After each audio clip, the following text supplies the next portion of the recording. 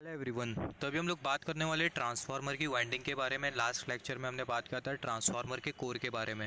Right, हमने construction के बारे में पढ़ा था ट्रांसफार्मर के अंदर होता है कोर, और जो कोर होती है उसके ऊपर क्या बंधी होती है, बेसिकली वाइंडिंग वाउंड की होती है।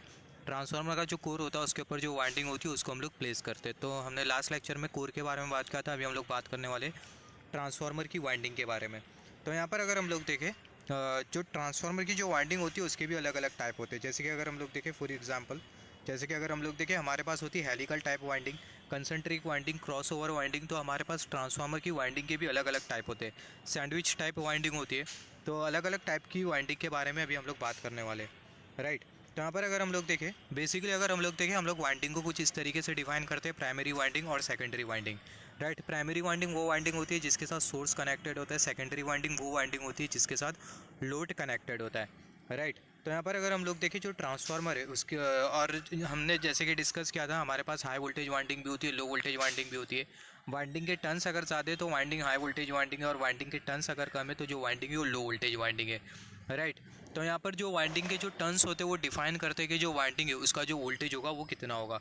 राइट, तो यहाँ पर अगर हम लोग देखें जो ट्रांसफार्मर है उसमें दो वाइंडिंग होती है। बेसिकली पहली होती है प्राइमरी वाइंडिंग, और दूसरी जो वाइंडिंग होती है वो सेकेंडरी वाइंडिंग होती है। यहाँ पर अगर हम लोग देखें, winding connected with the source is known as primary winding. जैसे कि हमने बात किया, वाइंडिंग जो कि सोर्स के साथ कनेक्टेड होती है, ऐसी जो वाइंडिंग होती है इसको हम लोग बोलते हैं प्राइमरी वाइंडिंग। और वाइंडिंग जो कि लोड के साथ कनेक्टेड होती है, ऐसी जो वाइंडिंग होती है इसको हम लोग बेसिकली बोलते हैं सेकेंडरी वाइंडिंग। राइट, तो यहाँ पर जैसे कि हमने बात किया था, वाइंडिंग के भी अलग अलग टाइप होते हैं। हेलिकल होती है, कंसंट्रिक होती है, क्रॉस ओवर होती है, सैंडविच टाइप की वाइंडिंग होती है। तो अलग अलग टाइप की वाइंडिंग के बारे में भी हम लोग बात करेंगे। मतलब ये जितनी भी टाइप की वाइंडिंग हमने डिस्कस की यहाँ पर, helical, concentric, cross over, sandwich, इसके बारे में बात करेंगे। राइट, तो सबसे पहला बात करते हैं हेलिकल वाइंडिंग से। जो हेलिकल वाइंडिंग होगी वो हमें बेसिकली हेलिक्स के शेप में दिखाई देगी, या फिर हम लोग बोल सकते हैं हेलिकल शेप में दिखाई देंगी। हेलिकल शेप मतलब जो स्प्रिंग का जो शेप होता है उसको हम लोग बेसिकली बोलते हैं हेलिकल शेप। जैसे कि अगर हम लोग देखें, यहाँ पर हमने कंसिडर किया ये है ट्रांसफार्मर का कोर, कर्सर की टिप, और इसके ऊपर जो वाइंडिंग जो बांधी गई है इसी को ही हम लोग बेसिकली बोलते हैं हेलिकल वाइंडिंग। इसको अगर हम लोग देखें, ये वाइंडिंग को हमने यहाँ पर कुछ इस तरीके से शो किया, तो जो वाइंडिंग है इसको हम लोग बोलते हैं हेलिकल वाइंडिंग, जो कि हेलिक्स के शेप में होती है। राइट, तो यहाँ पर अभी अगर हम लोग देखें, जैसे कि हमने बात किया हेलिकल वाइंडिंग, तो यहाँ पर अगर हम लोग देखें जो हेलिकल वाइंडिंग होती है, ये बेसिकली हम लोग स्मॉल ट्रांसफार्मर में यूज़ करते हुए, helical winding is place in small and low power transformer. अगर हमारे पास स्मॉल ट्रांसफार्मर है और लो पावर ट्रांसफार्मर है तो ऐसे केस में हम लोग यूज़ करते हैं हेलिकल वाइंडिंग। राइट, तो यहाँ पर हमने पहली वाली वाइंडिंग के बारे में बात किया जो कि हेलिकल वाइंडिंग। सिमिलरली अभी बात कर लेते हैं कंसंट्रिक टाइप वाइंडिंग के बारे में, कंसंट्रिक टाइप वाइंडिंग के बारे में। तो यहाँ पर अगर हम लोग देखें concentric type winding, in concentric type winding we place low voltage winding next to core. तो कंसंट्रिक टाइप वाइंडिंग में हम लोग करते हैं क्या, जो लो वोल्टेज वाइंडिंग है उसको हम लोग कोर के ऊपर बिछाते हैं। राइट, तो सबसे पहले हम लोग करते क्या, जो कोर है उसके ऊपर हम लोग रखते हैं इंसुलेशन, और वो जो इंसुलेशन है उसके ऊपर हम लोग रखते हैं लो वोल्टेज वाइंडिंग, और जो लो वोल्टेज वाइंडिंग है उसके ऊपर हम लोग बेसिकली रखते हैं हाई वोल्टेज वाइंडिंग। तो यहाँ पर अगर हम लोग देखें, in concentric type winding we place low voltage winding next to core and high voltage winding is place over low voltage winding through insulation. तो यहाँ पर अगर हम लोग देखें, इसको हम लोग समझ सकते हैं with the help of this figure. यहाँ पर ही हमने कंसिडर किया ये है ट्रांसफार्मर का कोर, और ये जो ट्रांसफार्मर का जो कोर होता है उसके सरफेस पर हम लोग बिछाते हैं इंसुलेशन, और वो जो इंसुलेशन है उसके ऊपर हम लोग रखते हैं लो वोल्टेज वाइंडिंग। तो यहाँ पर ये कर्सर की टिप, ये वाली वाइंडिंग, और ये वाली जो वाइंडिंग है इसको हम लोग बेसिकली बोलते हैं लो वोल्टेज वाइंडिंग। अब ये लो वोल्टेज वाइंडिंग के ऊपर भी हम लोग लगाते हैं इंसुलेशन, और वो जो इंसुलेशन है उसके ऊपर हम लोग रखते हैं हाई वोल्टेज वाइंडिंग। तो यहाँ पर अगर हम लोग देखें, जो लो वोल्टेज वाइंडिंग हमें जो दिखाई दे रही है इसके ऊपर हमने कुछ इस तरीके से इंसुलेशन लगाया, कर्सर की टिप, यहाँ पर ये इंसुलेशन और यहाँ पर भी ये इंसुलेशन, और ये इंसुलेशन के ऊपर हम लोग रखते हैं हाई वोल्टेज वाइंडिंग। यहाँ पर अगर हम लोग देखें हाई वोल्टेज वाइंडिंग और ये हाई वोल्टेज वाइंडिंग, ये फिगर से हम लोग देख सकते हैं। यहाँ पर अगर हम लोग देखें, ये जो हमें जो दिखाई दे रहा है ये है बेसिकली कर्सर की कोर, आई मीन ट्रांसफार्मर की कोर। ये कर्सर की टिप आप केयरफुली नोटिस करना, यहाँ पर हमें जो दिखाई दे रहा है ये है बेसिकली कोर। किसका कोर है, ट्रांसफार्मर का कोर है। अब ये कोर के ऊपर हम लोग क्या रखते हैं, इंसुलेशन रखते हैं, और ये इंसुलेशन के ऊपर हम लोग रखते हैं लो वोल्टेज वाइंडिंग। तो यहाँ पर अगर हम लोग देखें, ये वाली जो वाइंडिंग है इसको हम लोग बेसिकली बोलते हैं लो वोल्टेज वाइंडिंग। अब ये लो वोल्टेज वाइंडिंग के ऊपर हम लोग फिर से इंसुलेशन बिछाते हैं, और वो इंसुलेशन के ऊपर हम लोग रखते हैं कुछ इस तरीके से high voltage winding. High voltage winding के ऊपर इंसुलेशन, और वो इंसुलेशन के ऊपर लो वोल्टेज वाइंडिंग, फिर लो वोल्टेज वाइंडिंग के ऊपर इंसुलेशन, वो इंसुलेशन के ऊपर high voltage winding, and so on. तो ये जो टाइप की जो वाइंडिंग होती है इसको हम लोग बेसिकली बोलते हैं कंसंट्रिक टाइप वाइंडिंग। राइट, तो यहाँ पर हमने कंसंट्रिक टाइप वाइंडिंग के भी बारे में बात किया। अभी बात कर लेते हैं क्रॉस ओवर वाइंडिंग के बारे में। जो क्रॉस ओवर वाइंडिंग होती है, cross over winding is use in high voltage winding in small transformer, मतलब जो क्रॉस ओवर वाइंडिंग है इसको हम लोग बेसिकली स्मॉल ट्रांसफार्मर में यूज़ करते हैं, और as a high voltage winding हम लोग यूज़ करते हैं क्रॉस ओवर वाइंडिंग को। फिर इसके बाद वाली जो वाइंडिंग है वो है सैंडविच टाइप की वाइंडिंग। यहाँ पर अगर हम लोग देखें sandwich winding which is use in shell type transformer is in such a way that each part of H V winding is place in between two L V winding. तो यहाँ पर अगर हम लोग देखें जो सैंडविच टाइप की जो वाइंडिंग होती है ये बेसिकली हम लोग यूज़ करते हैं शेल टाइप ट्रांसफार्मर में। और सैंडविच टाइप की वाइंडिंग अगर हम लोग देखें किस तरीके से होती है, जैसे कि नाम से पता चल रहा है, अगर हम लोग सैंडविच देखें, सैंडविच हमें किस तरीके से मिलता है, दो ब्रेड होता है, ब्रेड के बीच में जेली लगी होती है, right, just as a rough example. तो कुछ इस तरीके से हमारे पास सैंडविच होता है। सिमिलरली यहाँ पर भी ऐसा ही होता है वाइंडिंग में, हम लोग कुछ इस तरीके से ऊपर रखते हैं लो वोल्टेज वाइंडिंग, यहाँ पर ये लो वोल्टेज वाइंडिंग, ये लो वोल्टेज वाइंडिंग, ये लो वोल्टेज वाइंडिंग और ये लो वोल्टेज वाइंडिंग, और बीच में कौन सी वाइंडिंग रखी हुई है, हाई वोल्टेज वाइंडिंग रखी हुई है। तो सैंडविच टाइप वाइंडिंग में होता क्या है, दो लो वोल्टेज वाइंडिंग के बीच में हम लोग बेसिकली रखते हैं कुछ इस तरीके से हाई वोल्टेज वाइंडिंग। तो यहाँ पर अगर हम लोग देखें जो सैंडविच टाइप की जो वाइंडिंग है इसको हम लोग बेसिकली यूज़ करते हैं शेल टाइप ट्रांसफार्मर में। नहीं, शेल टाइप ट्रांसफार्मर में हम लोग यूज़ करते हैं सैंडविच टाइप की वाइंडिंग। यहाँ से वो बहुत इंपॉर्टेंट है, क्वेश्चन आता है, सैंडविच टाइप वाइंडिंग हम लोग कौन से ट्रांसफार्मर में यूज़ करते हैं, सैंडविच टाइप वाइंडिंग हम लोग यूज़ करते हैं most of the cases shell transformer में, शेल टाइप ट्रांसफार्मर में। जिस भी ट्रांसफार्मर में शेल टाइप को यूज़ की जाती है जो ट्रांसफार्मर है उसको हम लोग बोलते हैं शेल टाइप ट्रांसफार्मर। यहाँ पर अगर हम लोग देखें शेल टाइप ट्रांसफार्मर में जो लीकेज होता है वो कम होता है। क्यों लीकेज कम होता है, क्योंकि अगर हम लोग देखें जो हाई वोल्टेज वाइंडिंग और जो लो वोल्टेज वाइंडिंग है दोनों के बीच की जो कपलिंग होती है वो बहुत स्ट्रांग होती है, जिसकी वजह से होता क्या है जो शेल टाइप ट्रांसफार्मर है इसमें जो लीकेज होता है बहुत कम होता है। सिमिलरली यहाँ पर अगर हम लोग देखें, यहाँ पर अभी अगर हम लोग देखें जैसे कि हमने यहाँ पर बात किया, हमने यहाँ पर चारों वाइंडिंग के बारे में डिस्कस किया, और यहाँ से हमने ये देखा कि जो शेल टाइप ट्रांसफार्मर है इसमें जो लीकेज होता है वो कम होता है, क्योंकि जो हाई वोल्टेज वाइंडिंग और जो लो वोल्टेज वाइंडिंग दोनों के बीच की जो कपलिंग होती है वो बहुत स्ट्रांग होती है, राइट। तो यहाँ पर हमने वाइंडिंग के बारे में बात किया, बस वाइंडिंग के बारे में इतना ही। और एक चीज़ जो कि बहुत इंपॉर्टेंट है आपको न्यूमेरिकल सॉल्विंग में काम आएगी, राइट। तो आपको ये पता होना चाहिए अगर वाइंडिंग के टर्न्स अगर ज़्यादा है तो इसका मतलब जो वोल्टेज है वो ज़्यादा है, वो वाइंडिंग का जो वोल्टेज है वो ज़्यादा है। अगर वाइंडिंग के टर्न्स कम है इसका मतलब जो वाइंडिंग का जो वोल्टेज है वो कम है। मतलब जो वोल्टेज होता है वो प्रोपोर्शनल होता है वाइंडिंग टर्न्स से।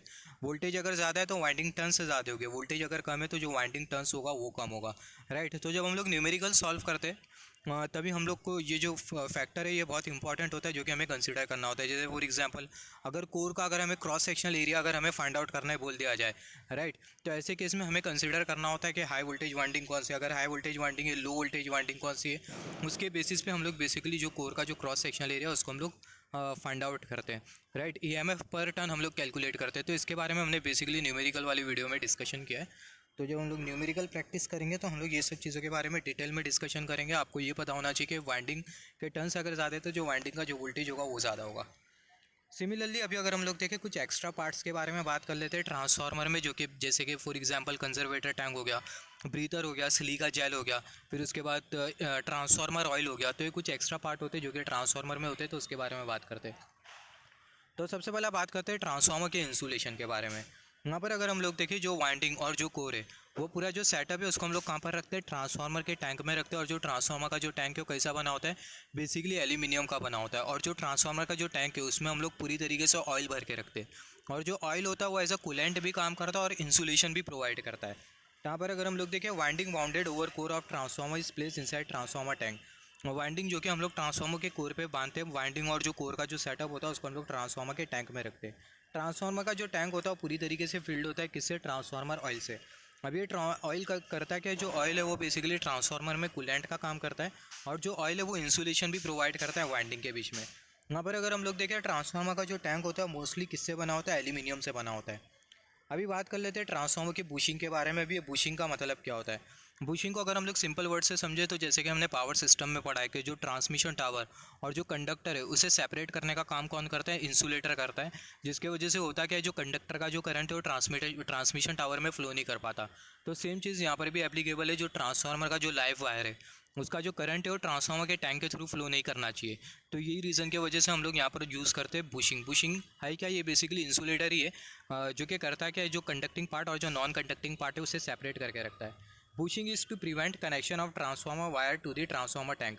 Note that transformer wire should not come in contact with the transformer tank. Transformer का जो वायर है वो ट्रांसफार्मर की टैंक के कॉन्टैक्ट में नहीं आना चाहिए। अगर कॉन्टैक्ट में आता है तो जो वायर का जो करंट होगा वो ट्रांसफार्मर की टैंक के थ्रू फ्लो कर जाएगा, और कोई अगर टैंक को छुएगा तो उसे इलेक्ट्रिक शॉक लगेगा, राइट। तो जो बुशिंग है वो बेसिकली है क्या, एक तरीके का इंसुलेटर है। अभी बात कर लेते हैं कंजर्वेटर के बारे में और ब्रीथर के बारे में। कंजर्वेटर है क्या? यहाँ पर अभी अगर हम लोग देखें, जो कंजर्वेटर होता है बेसिकली एक सिलेंड्रिकल ड्रम होता है जो कि ट्रांसफार्मर के सबसे ऊपर रखा होता है। तो एक कंजर्वेटर करता क्या है? सबसे पहले अगर हम लोग देखें, ट्रांसफार्मर में जो ऑयल होता है, ट्रांसफार्मर का तेल, वो बेसिकली उसका जो लेवल होता है वो इंक्रीज़ करता है और डिक्रीज़ करता है। जैसे फॉर एग्जांपल अगर कुछ शॉर्ट सर्किट हो जाती है तो ऐसे केस में होता है कि जो ट्रांसफार्मर ऑयल है वो गर्म होने लगता है, और जब कोई चीज़ गर्म होती है तो अकॉर्डिंग टू थर्मल एक्सपेंशन उसका जो लेवल होता है, या फिर हम लोग बोल सकते हैं उसका जो डायमेंशन होता है वो इंक्रीज़ करने लगता है। जैसे फॉर एग्जांपल अगर हम लोग देखें, अगर कोई चीज़ अगर गर्म होती है, जैसे पानी गर्म करते हैं तो जो पानी है वो बॉयल करता है और पानी का जो लेवल है वो इंक्रीज़ करने लगता है, राइट। सिमिलरली यहाँ पर जब ट्रांसफार्मर ऑयल गर्म होता है तो होता क्या है, जो ट्रांसफार्मर ऑयल है उसका जो लेवल होता है वो क्या होने लगता है, ट्रांसफार्मर ऑयल का जो लेवल है वो इंक्रीज़ करने लगता है। और जब ट्रांसफार्मर का ऑयल मतलब ठंडा हो जाता है तो ऐसे केस में होता है कि जो ऑयल का जो लेवल है वो डिक्रीज़ करने लगता है, राइट। तो यहाँ पर अगर हम लोग देखें, ट्रांसफार्मर ऑयल का जो लेवल है वो इंक्रीज़ कर रहा है और ये डिक्रीज़ कर रहा है, ये हमें पता चलता है with the help of conservator tank. तो यहाँ पर अगर हम लोग, जो कंजर्वेटर टैंक ये बेसिकली है क्या, ये बेसिकली एक तरीके का स्टोरेज रिजर्वायर है जो कि ऑयल को स्टोर कर जो कि ऑयल के लेवल को शो करता है। यहाँ पर अगर हम लोग देखें, when oil in transformer is heated up, जब ट्रांसफार्मर का तेल गर्म हो जाता है तो जो ऑयल का जो लेवल होता है वो इंक्रीज़ करने लगता है कंजर्वेटर टैंक में, जिससे, और जब ऑयल कूल डाउन हो जाता है, ठंडा हो जाता है, तो ऐसे केस में होता है कि जो ऑयल का जो लेवल है वो डिक्रीज़ करने लगता है। मतलब ट्रांसफार्मर ऑयल का जो लेवल है वो इंक्रीज़ करता है और डिक्रीज़ करता है। हमें कैसा पता चलता है? With the help of conservator tank. जो कंजर्वेटर टैंक है ये बेसिकली है क्या, स्टोरेज रिजर्वायर है, और ये बेसिकली सिलेंड्रिकल ड्रम होता है। इसके बाद अभी अगर हम लोग देखें, उसके बाद वाला जो पार्ट है वो है ब्रीथर इन ट्रांसफार्मर। यहाँ पर अभी अगर हम लोग देखें, जैसे कि हमें पता है हम लोग सांस लेते हैं, हम लोग इनहेल करते हैं और एक्सहेल करते हैं। अगर हम लोग इनहेल करते हैं तो बेसिकली हम लोग करते क्या है, जो एयर है उसको हम लोग अंदर लेते हैं, और जब हम लोग एक्सहेल करते हैं तो जो एयर है उसको हम लोग रिलीज़ करते हैं। तो बेसिकली जो ट्रांसफार्मर है वो करता क्या है, जो एयर है उसे सक करता है और उसे रिलीज़ करता है। और ये सक्शन और जो ऑयल को जो रिलीज़ कर रहा है ये किसके थ्रू होता है? वेंट पाइप के थ्रू होता है, राइट। तो यहाँ पर जैसे कि हमने बात किया, जो ट्रांसफार्मर है वो ऑयल को सक करता है और ऑयल को रिलीज़, आई मीन जो एयर है उसे सक करता है और उसे रिलीज़ भी करता है। मतलब जो ट्रांसफार्मर है वो एयर को अपने अंदर भी लेता है और अपने से बाहर रिलीज़ भी करता है। तो इसी को ही हम लोग बेसिकली बोलते हैं breathing process in transformer. Transformer suck air and release air when oil level in the transformer increases and decreases. जब ट्रांसफार्मर में ऑयल का लेवल इंक्रीज़ करता है और डिक्रीज़ करता है तो ऐसे केस में जो ट्रांसफार्मर है वो क्या करता है, जो एयर है उसे सक करता है और रिलीज़ करता है। मतलब जब ऑयल का लेवल ट्रांसफार्मर में इंक्रीज़ होगा तो जो ट्रांसफार्मर है वो एयर को क्या करेगा, रिलीज़ करेगा।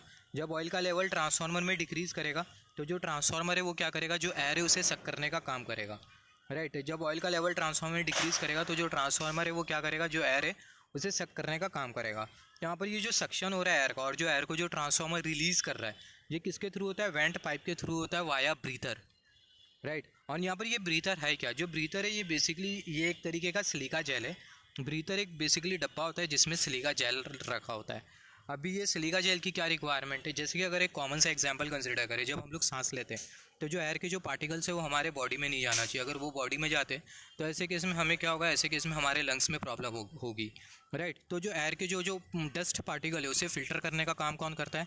नॉस्ट्रिल्स करती है। नॉस्ट्रिल्स मतलब जो हमारे जो नोज़ में जो हेयर होते हैं उसको हम लोग बेसिकली बोलते हैं नॉस्ट्रिल्स, राइट। तो जो नॉस्ट्रिल्स है वो एयर में जो डस्ट होते हैं उसे फिल्टर करने का काम करती है। सिमिलरली जब ट्रांसफार्मर एयर को सक करेगा, एयर को इनहेल करेगा, तो जो एयर पार्टिकल में जो डस्ट और जो डर्ट और जो मॉइस्चर होगा उसे मतलब फ़िल्टर करने का काम कौन करेगा? Silica gel, right. तो यहाँ पर अगर हम लोग देखें, breather consist of silica gel which absorb moisture present in air. जो ब्रीथर है उसमें क्या रखा होता है? सिलिका जेल रखा होता है। और ये जो सिलिका जेल है वो क्या करती है, जो एयर में जो मॉइस्चर है उसे एब्जॉर्ब करने का काम करती है। एयर में जो moisture present in air can reduce the dielectric strength of air oil. यहाँ पर ये एयर नहीं होगा, ये ऑयल होगा। Moisture present in air can reduce dielectric strength of oil. Air में जो मॉइस्चर प्रेजेंट होते हैं, जो एयर, जैसे हमने बात किया एयर में जो मॉइस्चर प्रेजेंट होते हैं उसके वजह से होगा कि अगर एयर में जो मॉइस्चर है अगर वो ट्रांसफार्मर के टैंक में अगर जाती है तो ऐसे केस में होगा कि जो ट्रांसफार्मर ऑयल की जो डाइलेक्ट्रिक स्ट्रेंथ होगी वो कम होने लगेंगी। तो ये रीज़न की वजह से हम लोग बेसिकली यूज़ करते हैं ब्रीथर, और ब्रीथर में होता क्या है? सिलिका जेल होता है, राइट। तो ये था बेसिक अबाउट ट्रांसफार्मर वाइंडिंग और ट्रांसफार्मर के कोर के बारे में, राइट। और हमने ट्रांसफार्मर के ऊपर न्यूमेरिकल भी बहुत सारे प्रैक्टिस करे, जिसके बारे में हम लोग आगे डिस्कशन करेंगे। पूरे मशीन के न्यूमेरिकल, पावर सिस्टम के जो न्यूमेरिकल है, सभी चीज़ों के बारे में हम लोग किसी सेपरेट वीडियो में बात करेंगे।